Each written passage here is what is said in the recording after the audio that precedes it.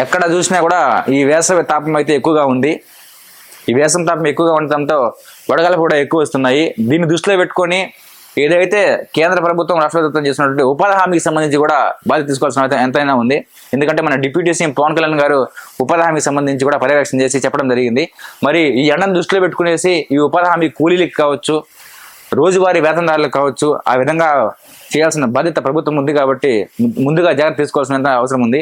అదేవిధంగా స్కూల్ పిల్లలకు సంబంధించి కూడా వడగాలు ఎక్కువ వస్తున్నాయి. కాబట్టి ఆ స్కూల్లో ఏం చేయాలి, ఏ విధంగా ముందు తీసుకెళ్లాలని చూడాల్సిన బాధ్యత వాళ్ళకు ఉంది, చూసుకోవాల్సిన అవసరం ఎంతైనా ఉంది. కాబట్టి ఏదైతే ప్రభుత్వ బస్టాండ్లు ఉంటాయో, ప్రభుత్వ బస్టాండ్లో కూడా పూర్తి స్థాయిలో వాటర్ ఫెసిలిటీ కావచ్చు, ఆరోగ్యం సంబంధించి కావచ్చు, ఈ విధంగా పెట్టి ముందు తీసుకున్నట్లయితే దీనికి ఈ వేసవి నుంచి తప్పించుకోవాల్సిన అవసరం ఎంతైనా ఉంది. కాబట్టి చూసుకోవాలి.